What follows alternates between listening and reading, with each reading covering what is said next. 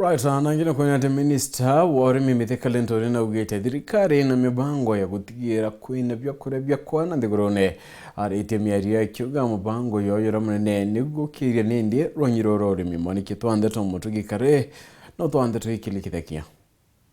Ni waziri wa urimi Kirimongo jwa Kenya agikinya Lusaka nthigurune ya Zambia kuthoma mantu nkurani jegie urimi nthigurune iji arina mwoto jwa gutumira njira ya kinandikire urimi bwa Kenya kenda gutigira kunenero bya kung'ana nthigurune na nkuruki akiuga gatigira arimi ni bakuthithia ikundi kana cooperatives kenda bakomba kwendia mashela jao na kigina ikiega na kinya kwamukira motethio nkurani kuma thirikari. We've been able to engage exhaustively,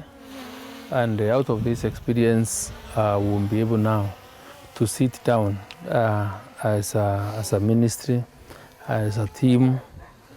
to see how we can now be able to borrow from the Zambian experience in implementing our KAMI system. So what the new thing is the manner in which our farmers are organized here, which I really can't forget to mention, what the importance of aggregation, the importance of putting our farmers into cooperatives, and the value and the force that they give the farmers in terms of marketing of their produce, in terms of negotiation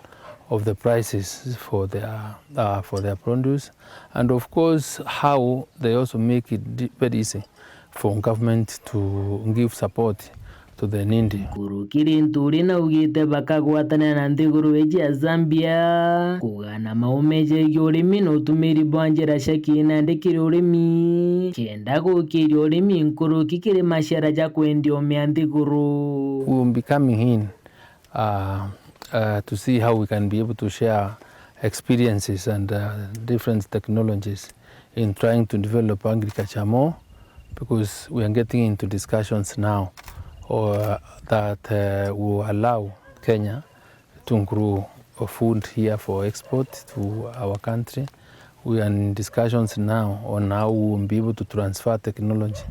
and one, for example, is on seed multiplication, on how we can be able to bring the various technologies in irrigation, because I think Zambia has that potential. I am confident that we will have very good news for Kenyans in the next few months, because I think the problem of cost of food